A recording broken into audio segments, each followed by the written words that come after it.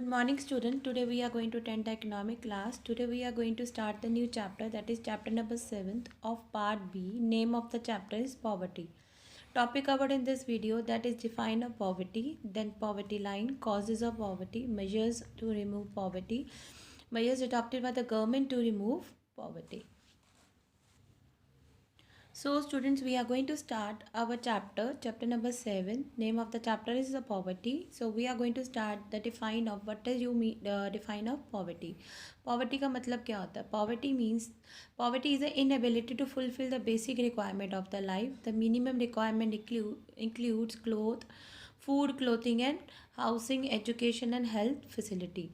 हाँ, पॉवर्टी का मतलब क्या होता है? पॉवर्टी का मतलब होता है कि जिस बंदे की बेसिक नीड्स लाइफ की पूरी ना हो, जो बेसिक नीड्स हैं वो क्या है? फूड, क्लोथिंग, एजुकेशन, वो क्या होते हैं? वो सारी चीज़ें किस में इंक्लूड हो जाती हैं? पॉवर्टी। मतलब पॉवर्टी क्या है? Inability to fill the basic requirement of the life. So poverty is of two type, that is relative poverty and absolute poverty. Relative poverty का मतलब क्या होता है? When we are going to compare या comparison करते हैं या either state to state या region to region, उस हम लोग क्या कहते हैं? Relative poverty. Relative poverty refers to the poverty of one set of the people in the relation to the other. When we are going to compare one set of to the another, that is called relative poverty. Absolute poverty क्या होते हैं? Those below the poverty line are deemed as absolute poor. मतलब जो poverty line के नीचे होते हैं वो क्या होते हैं? एब्सोल्यूट पुअर होते हैं, एब्सोल्युटली पुअर होते हैं. उन्हें हम लोग क्या कहते हैं? Absolute poverty. मतलब जो पॉवर्टी लाइन के नीचे है that is called absolute poverty. Now next is what do you mean by poverty line? Poverty line का मतलब क्या होता है? Poverty line refers to that line which indicate the per capita average monthly expenditure required to satisfy the minimum need of the household. Per capita monthly जो income है जो एक इंसान को चाहिए ताकि वो अपनी बेसिक नीड्स को कंप्लीट कर सके, उसे हम लोग क्या कहते हैं? Poverty line. मतलब पॉवर्टी लाइन एक ऐसी लाइन है जो इंडिकेट करती है per capita income, monthly per capita average monthly expenditure जो कि चाहिए होती है हमें अपनी बेसिक नीड्स को पूरी करने के लिए, उसे हम लोग क्या कहते हैं? Poverty line. So students, we have done the define of poverty, relative poverty, absolute poverty and poverty line. So our next question is the causes of poverty. Causes of poverty. In this question, the causes of poverty, we are going to divide this question in two parts. That is poverty with a reference to the underdevelopment of Indian economy, and the second part is a poverty with a reference to the unequal distribution of income. So we are going to start from the first point, that is A part, that is poverty with a reference to the underdevelopment of the Indian economy.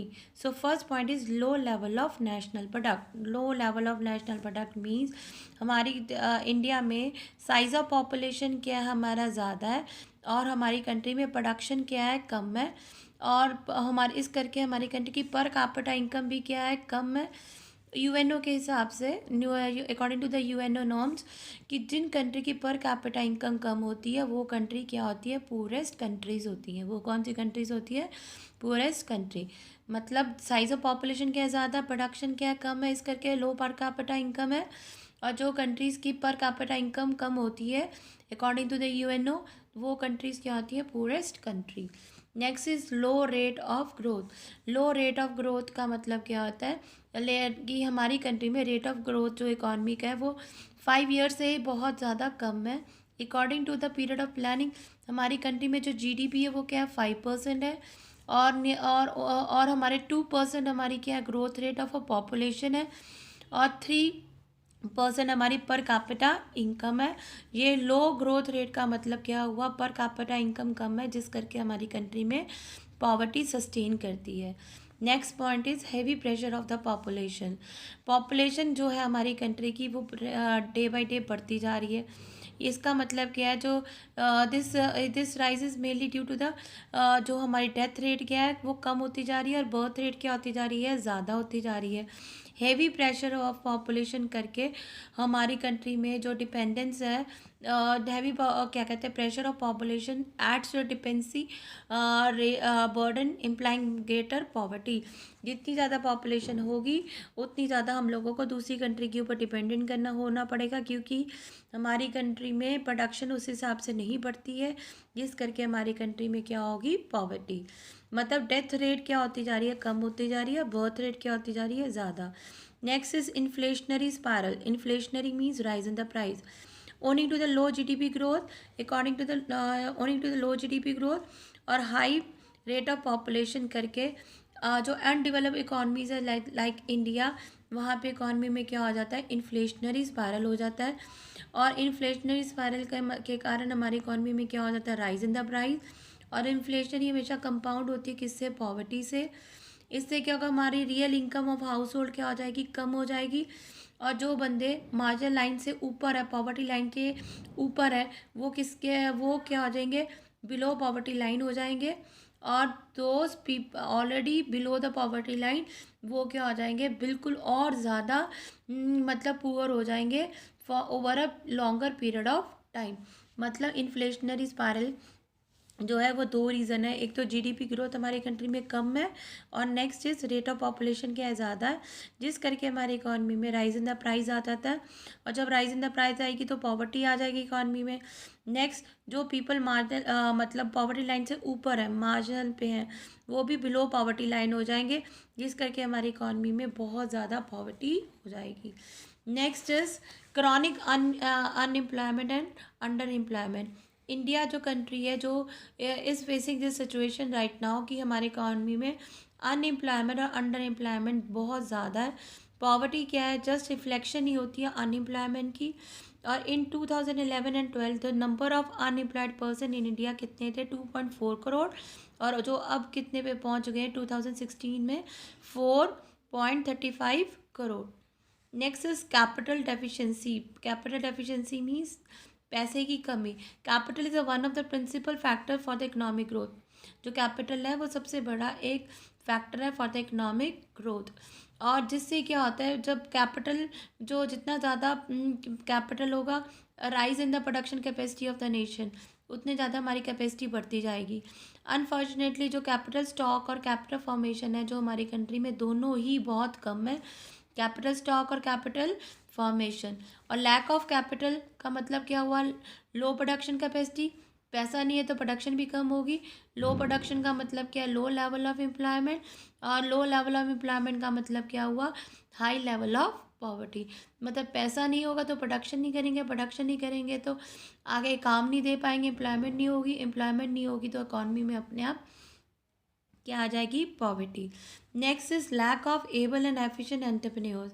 GDP growth है वो efficient और skilled entrepreneurs के ऊपर, GDP growth के लिए हम लोगों को एफिशिएंट और स्किल्ड एंटरप्रेन्योर की रिक्वायरमेंट होती है। और अनफॉर्चुनेटली इंडिया में ये एंटरप्रेन्योर स्किल बहुत कम है।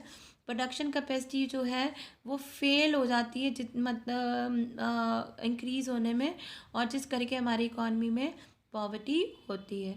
Next is outdated social institutions. India में अभी भी जो कास्ट सिस्टम और जॉइंट सिस्टम है, जिस करके ये ट्रेडिशन और इंस्टीट्यूशन हमारी एक डायनेमिक चेंज इकॉनमी की ग्रोथ को क्या करते हैं, ऑब्स्टेकल है, मतलब प्रॉब्लम क्रिएट करते हैं।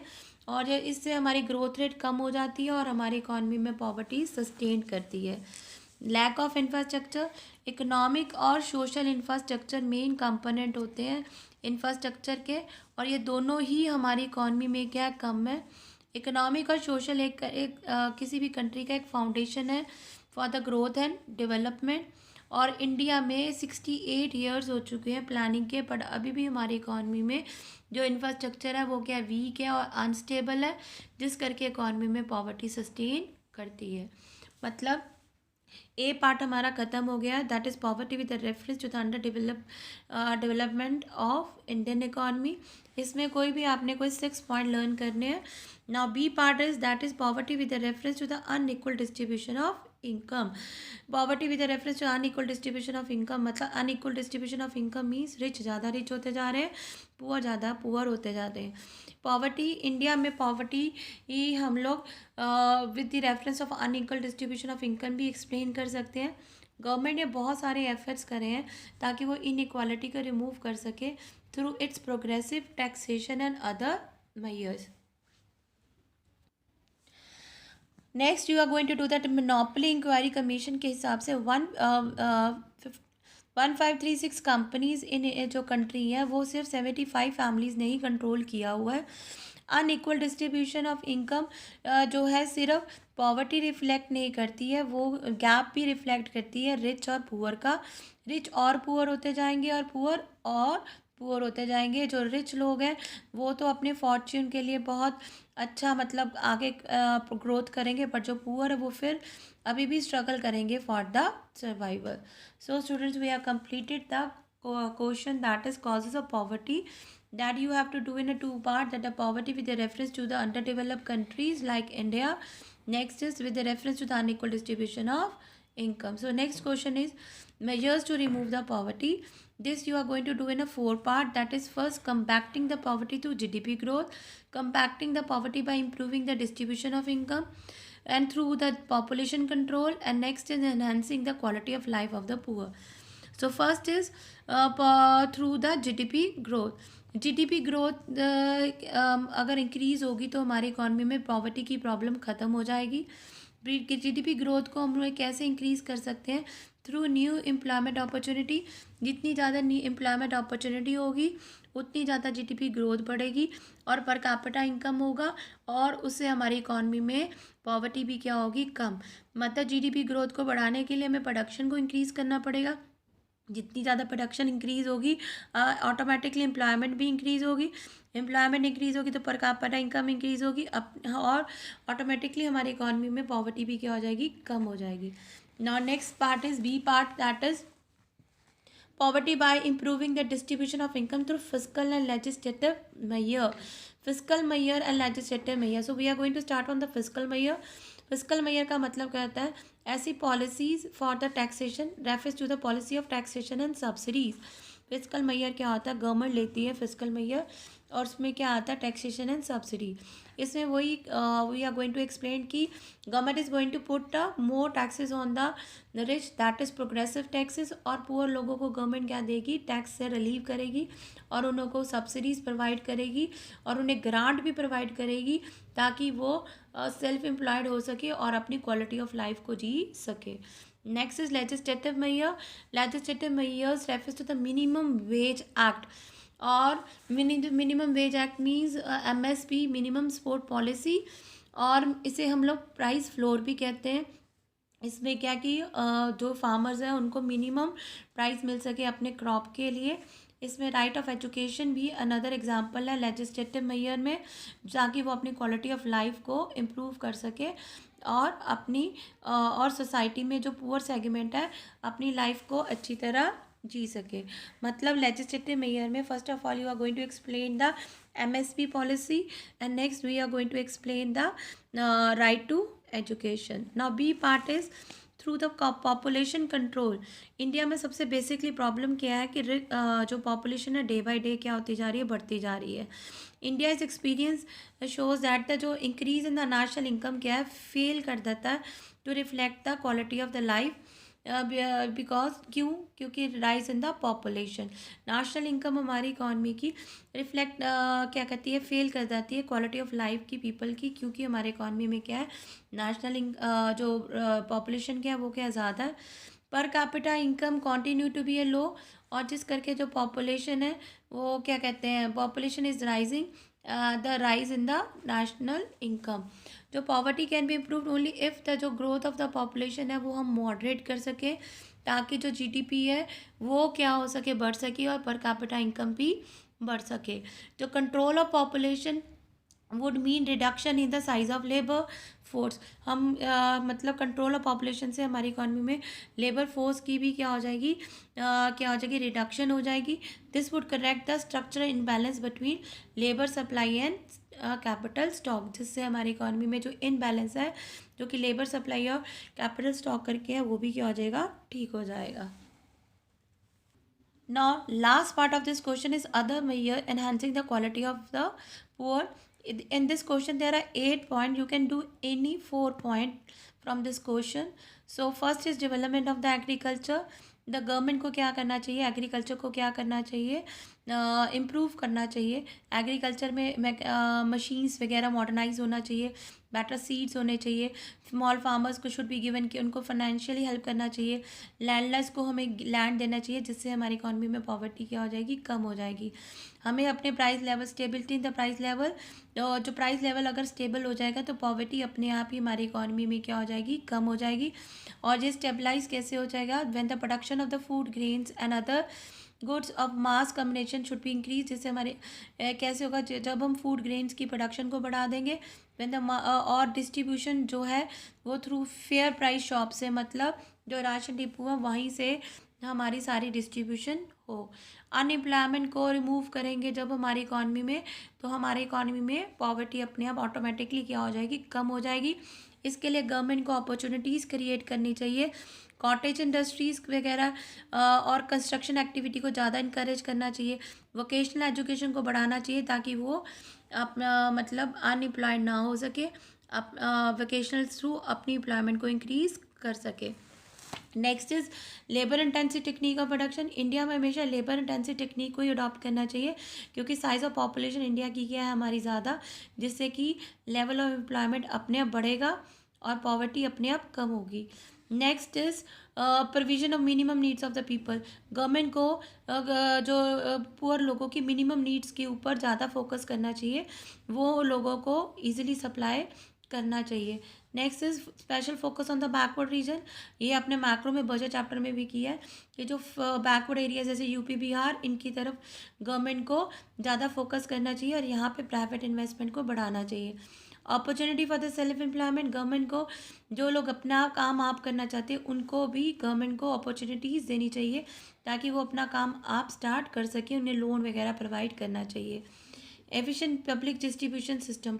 जो पीडीएस सिस्टम है उसको गवर्नमेंट को इम्प्रूव करना चाहिए। जो बंदे बीपीएल है, बिलो जो पॉवर्टी लाइन है, उनको गवर्नमेंट को जो फूड ग्रेन है वो सब कुछ सब्सिडाइज रेट पे प्रोवाइड करना चाहिए थ्रू फेयर प्राइस शॉप, ताकि वो हमारी पॉवर्टी को रिमूव करें।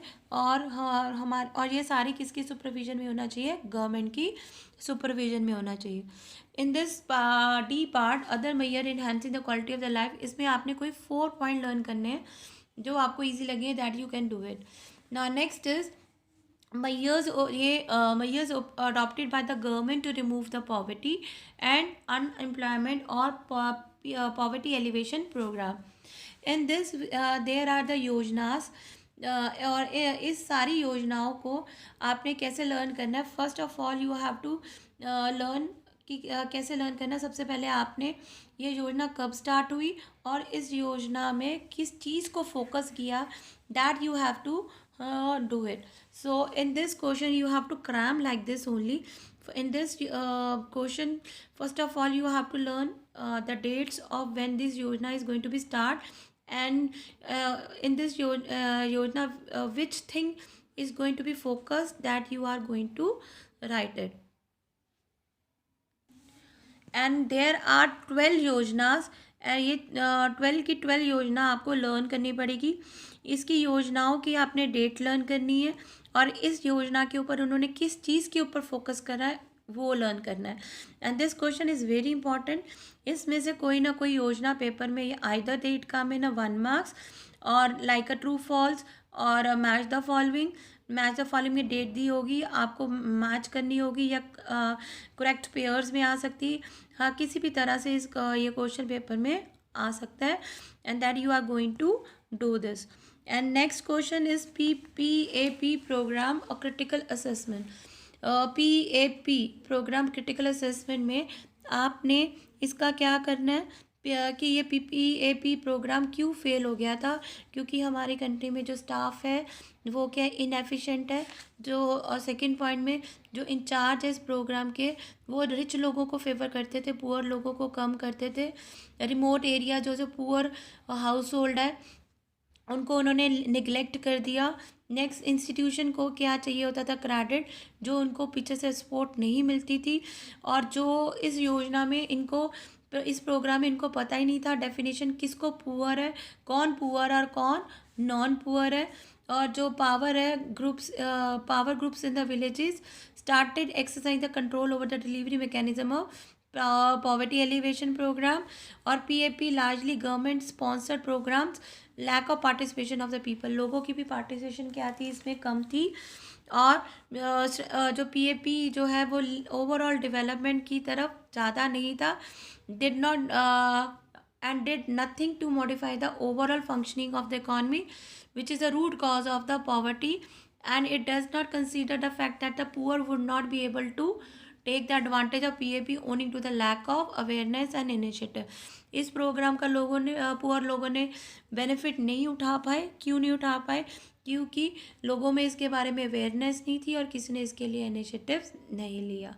So students, we are going have completed this chapter poverty. I'm going to send you the questions of this chapter that you are going to write in your fair notebook.